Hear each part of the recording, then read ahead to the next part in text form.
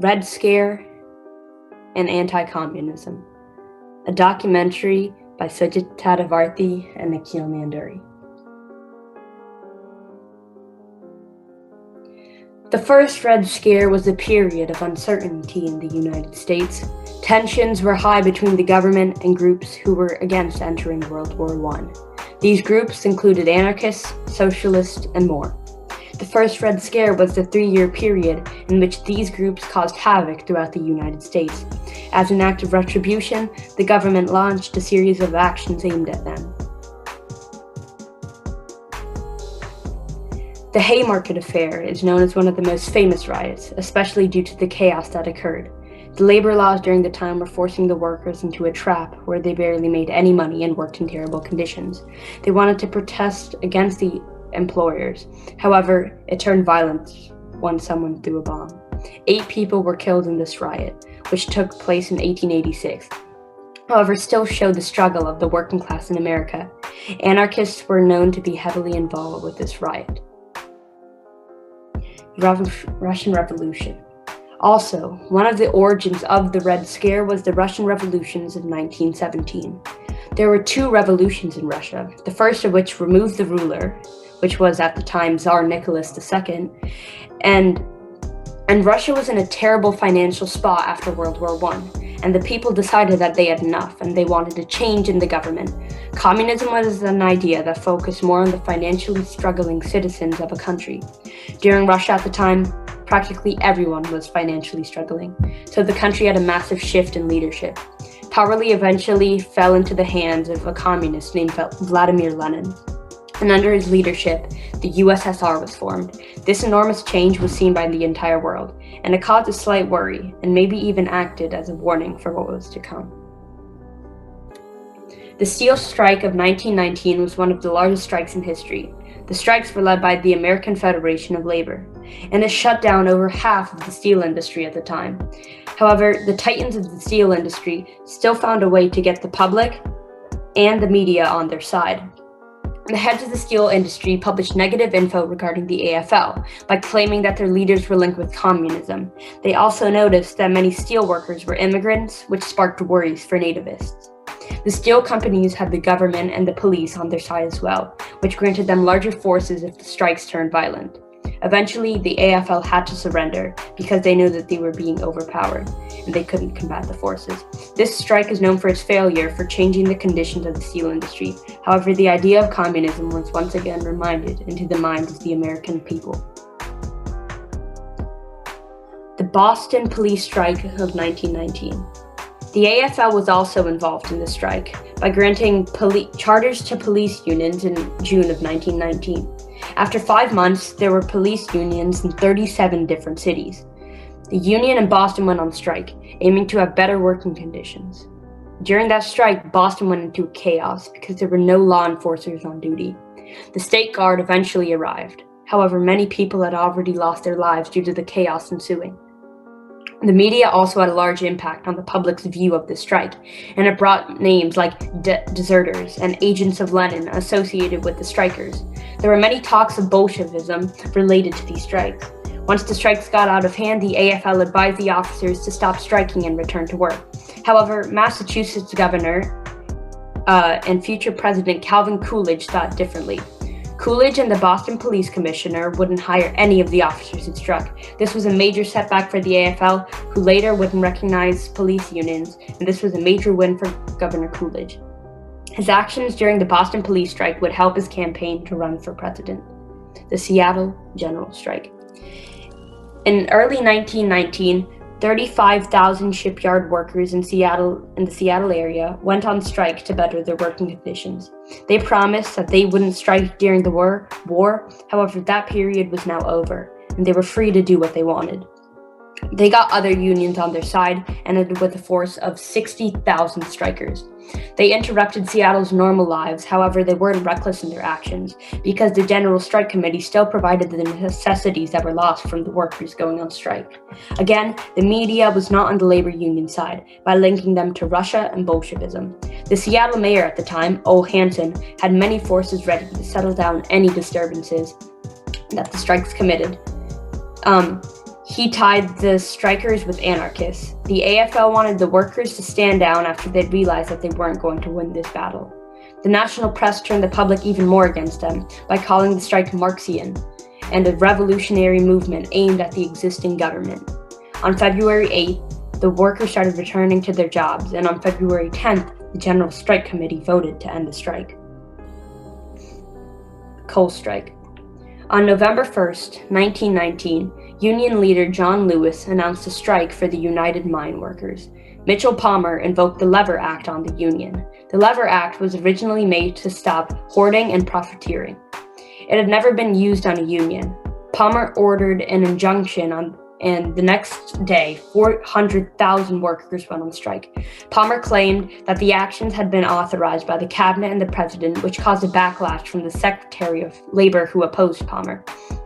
The leader of the AFL protested that when the Lever Act was made, that it would never be used against a union.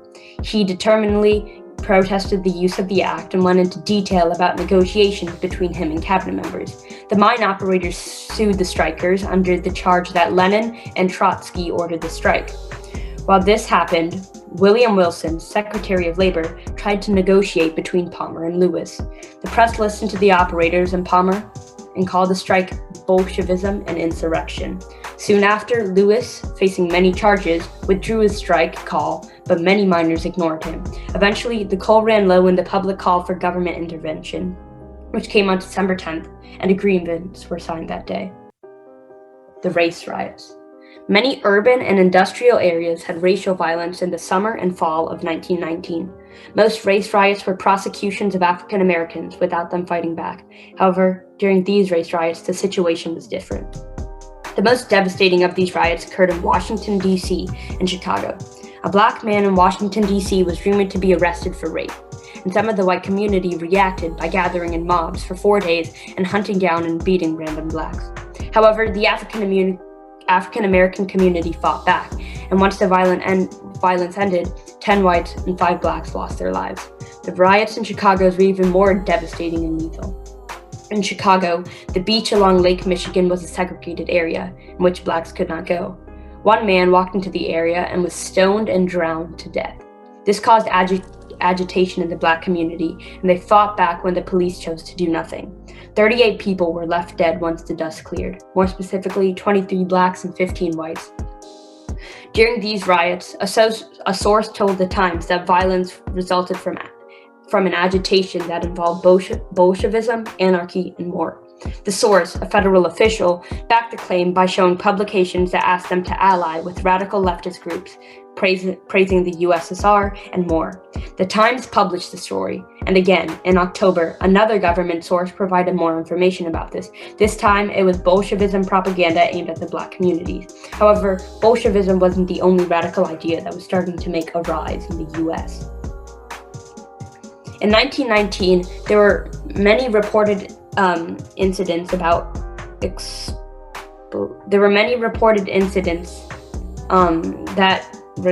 had explosive situations set by anarchists. During April of that year, there were around 36 mail bombs sent to large politicians and business magnates, such as Mitchell Palmer, John Rockefeller, R.W. Finch, and more. The bombs were all scheduled to reach the designated areas on May Day, the day to celebrate labor and the working class. Some packages didn't arrive due to insufficient postage, and one package sent to Ole Hansen from the Seattle General Strike failed to explode as expected. They then notified the post office, and many of them were caught. However, some managed to make their way, and they dealt damage. For example, Senator Thomas Hardwick, a sponsor of the Anarchist Exclusion Act, was sent a mail bomb that injured his wife and his housewife. However, in June of 1919, there were bombs much larger than that of the mail bombs. They were also targeted at people who went against anarchist radicals and negatively portrayed them. Mitchell Palmer was targeted for the second time in these bombings.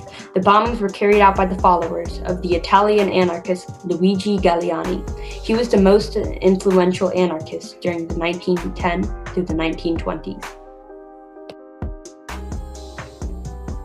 Palmer raids. Mitchell Palmer had enough of the anarchist movement and the violence that it caused, so he decided to take action against it. He tried to create different organizations that would stop the spread of radical views, however, none of them worked out. Palmer then had one last shot because the Senate was getting angered that none of his plans were working. He then launched his campaign through the late 1919 and early 1920 with two sets of police actions, now known as the Palmer Raids. Federal agents gathered lots of people, suspicious people, regarding radical views. They would then arrest whoever they found to be associated with these groups. The number of deportations was limited due to the dismissal of many cases. Many American citizens were in the favor of these raids, afraid of radical left ideas. However, scholars, civil libertarians, and the radical left protested against these raids. Palmer didn't face any consequences for the raids. However, he did receive backlash from some of the public because people brought blame to him for the negative aspects of the raids. Deportations. In reaction to the Palmer raids, many people were set to be deported. The ship they were set to leave on was called the USS Buford of Soviet Ark. The ship left New York Harbor with 249 deportees. Some famous names on board were Emma Goldman and Alexander Berkman. They were infamous radical leaders that were not captured in the Palmer raids. Goldman was convicted in 1893 for inciting to riot, and Berkman spent 14 years in jail for attempted murder on Henry Clay Frick, a prominent businessman at the time. They both were convicted in 1917 for interfering in military recruitment.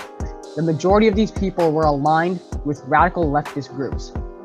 Because Goldman and Berkman were so notorious, the press assumed the worst for the rest of the deportees. They assumed they perpetrated similar crimes and had similar backgrounds. However, this was a false assumption. Many news sources enthusiastically followed the New York Times in saying that they hoped many more red-filled ships sail out of the harbor. Media. The media constantly maintained a pro-American, anti-Soviet mindset during the first Red Scare. This could be seen in newspapers, movies, shows, and practically everywhere people went.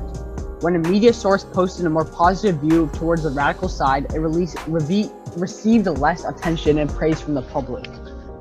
This practically forced media outlets to stick strictly with the anti-radical stories. Companies had to do this, otherwise they would probably go out of business. And the more pro-capitalist stories that were published, the more money and attention they received. This led to widespread propaganda throughout the US at the time. The film industry was also heavily impacted by the Red Scare, and many producers changed the themes of the movies. For example, one movie titled The World and Its Woman portrays the daughter of an American engineer working in Russia trying to stop them to nationalize her. However, some movies tried to less warn about Bolshevism and make more fun of it.